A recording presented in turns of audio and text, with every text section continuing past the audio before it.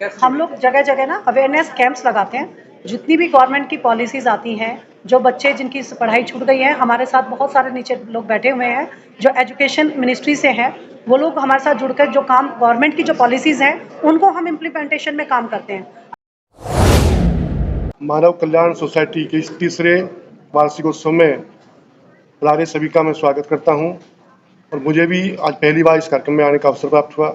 जैसा कि डॉक्टर रवि जी अभी बोल रहे थे मंच से कि ये मानव कल्याण सोसाइटी विविध प्रकार के कार्यक्रमों के माध्यम से समाज के बीच में काम कर रही है। कला, संस्कृति, साहित्य और देश की एकता और अखंडता के लिए इनका बड़ा काम है।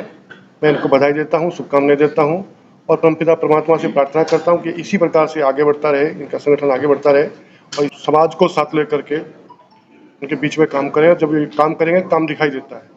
और आपने कहा ये सरदार वल्लभ भाई पटेल जी जिन्होंने देश की सैकड़ों रियासतों को मिला करके देश को एकता के सूत्र में बांधा, उन्हीं का संदेश हम लेकर के समाज के बीच में काम करें, देश की एकता और अखंडता को मजबूत करें और समाज के बीच में विभिन्न प्रकार के कार्यक्रमों के माध्यम से अपनी पहचान खड़ी करें। ये हमने सिर्फ एक चीज का रखा है कि मानव का कल्याण हो, वो किसी भी फील्ड में हो, कैसे भी हो। हमने अपने आप को बांधा नहीं है कि भाई हम अगर जरूरत किसी भी को किसी भी तरह की हो सकती है। जैसे हमने आज राष्ट्रीय एकता का रखा है क्योंकि हमने उनसे हमारे वो आदर्श हैं। उन्होंने राष्ट्र को जोड़ा है, हम इंसान को जोड़ना चाहते हैं, हम मानव को जोड़ना चाहते हैं। और जब मानव आपस में जुड़ेंगे तो उनका कल्याण जुड़ेगा और उस कल्याण के लिए ही आज हमने बहुत हमारे भारत से बहुत अलग अलग स्टेट से लोग आए हुए हैं। अभी आपने सबका इंट्रोडक्शन भी सुना, सबको सुना भी है। तो हमारे यहाँ पर ये बहुत दूर दूर से लोग आए हैं सिर्फ इसीलिए क्योंकि इनका प्यार है, इनका सहयोग है और ये मिलकर आगे कुछ करना चाहते हैं। और हम एक प्लेटफॉर्म तैयार कर रहे हैं और माननीय मंत्री जी का अगर हमें साथ रहा और ऐसे सानिध्य प्राप्त होता रहा तो एक दिन हम ऐसी बुलंदियों पर होंगे कि दुनिया जानेगी कि मानव कल्याण सोसाइटी क्या चीज़ है। मंत्री जी, यहाँ पर जो है जो जैसे आप तो इंडस्ट्रियल डेवलपमेंट मिनिस्टर भी हैं और यहाँ जो छोटे और लघु और कुटीर उद्योग की बात हो रही है, ऐसे लोग भी यहाँ पे आए हुए हैं, उनको क्या संदेश देंगे? क्या रणनीति है सरकार की, किस तरह से उनको आगे बढ़ाएगी? और आप पार्लियामेंट अफेयर के भी जो हैं, तो अब संसद में क्या आएगा नया कुछ, अगर आपके हो, अगर आप कहना चाहें तो आप कह सकते हैं। देखिए, मैं उत्तर प्रदेश का मंत्री हूँ और उत्तर प्रदेश में भारतीय जनता पार्टी की सरकार बनने के बाद एक आमूलचूल परिवर्तन हुआ है। कानून व्यवस्था की स्थिति को बेहतर किया गया, चलने के लिए अच्छी सड़कें दी गई, बिजली की व्यवस्था को ठीक किया गया, कानून में संशोधन किया गया। तो उत्तर प्रदेश में जहाँ 2017 से पहले कोई उद्योग लगाना नहीं चाहता था, उद्योग को शिफ्ट किया जा रहा था। उत्तर प्रदेश में पहली इन्वेस्टर समिट 2018 में हुई, इसमें 4,68,000 करोड़ रुपए के प्रस्ताव प्राप्त हुए, उन पर काम हुआ। दूसरे फरवरी 11, 12, 13 फरवरी को लखनऊ के अंदर ग्लोबल इन्वेस्टर समिट का आयोजन किया गया 2023 में। उस ग्लोबल इन्वेस्टर समिट में 10 लाख करोड़ रुपए के निवेश का लक्ष्य रखा था।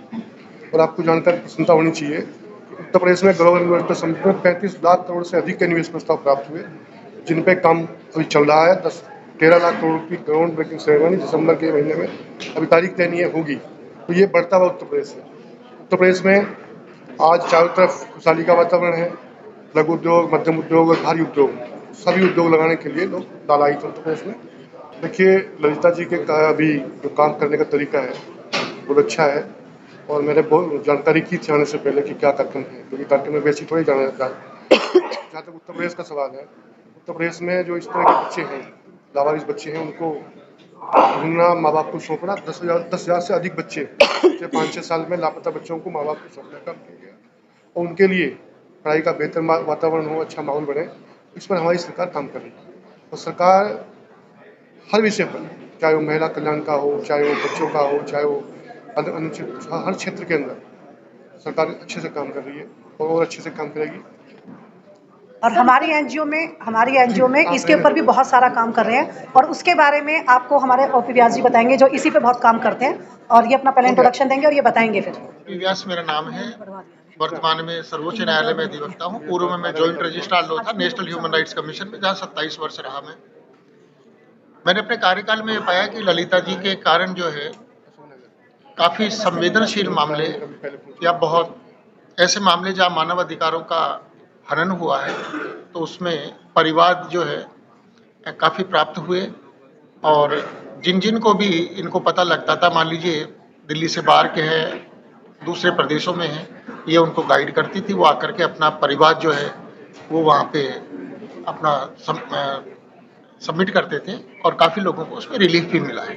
तो निश्चित रूप से यदि मानव अधिकारों के साथ में जोड़ करके और मानव की जो संवेदनाएं हैं उनका यदि ध्यान रखते हुए इन्होंने जिस तरह से अपने एनजीओ से पहल की है, सराहनीय है। हम लोग जगह जगह ना अवेयरनेस कैंप्स लगाते हैं। जितनी भी गवर्नमेंट की पॉलिसीज आती हैं, जो बच्चे जिनकी पढ़ाई छूट गई है, हमारे साथ बहुत सारे नीचे लोग बैठे हुए हैं जो एजुकेशन मिनिस्ट्री से हैं, वो लोग हमारे साथ जुड़कर जो काम गवर्नमेंट की जो पॉलिसीज हैं उनको हम इम्प्लीमेंटेशन में काम करते हैं। अगर कहीं पर हमें अवेयरनेस की ज़रूरत होती है तो अवेयरनेस कैंप लगाते हैं और बहुत सी जगह हम जन सुविधा केंद्र वाले लोगों को अपने साथ जोड़ रखा है।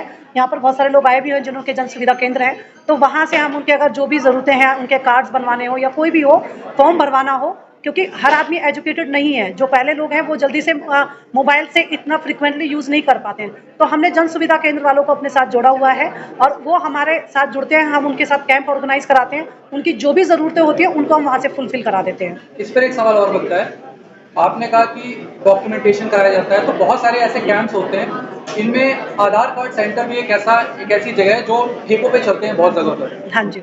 वहाँ पर ये देखा गया है कि बहुत से लोगों से फीस तो कैश में ले ली जाती है, मगर उनको कोई रिसीट नहीं दी जाती। और ये सारे आधार कार्ड सेंटर लोगों का डेटा इकट्ठा करते हैं, क्योंकि रेटिनल स्कैन होता है, फिंगरप्रिंट होते हैं। आगे आने वाले समय में जो ऐसा तबका जिन्हें पता नहीं है कि उनके साथ डिजिटली क्या हो सकता है, जैसे मान लीजिए सरकार ने जनधन योजना के तहत उनका अकाउंट खोला और किसी ने उनका फिंगरप्रिंट या रेटिनल स्कैन या उनके इस तरह के एक्सेस को यूज करके उनका पैसा निकाल लिया, या मान लीजिए किसी तरह का कोई स्कैम ऐसा हो जाए, तो ऐसे लोगों के साथ क्या कैसे आप नहीं, देखिए हमारे साथ बहुत सारे एडवोकेट्स की जो साइबर क्राइम में एक्सपर्ट्स हैं, वो एडवोकेट्स भी यहाँ पर आए हुए हैं, अभी आपने देखा होगा। तो हम उन लोगों को उनके द्वारा बहुत सारे अवेयरनेस के कैंप्स चलवाते हैं, जो उन्हें भी बताते हैं कि आपको कहाँ पर जाकर करना है, क्योंकि जो रजिस्टर्ड होते हैं और जहाँ हमारा MKS का लगा होगा वहाँ उनके साथ कोई स्कैम हो ही नहीं सकता, इस बात की गारंटी हम देते हैं।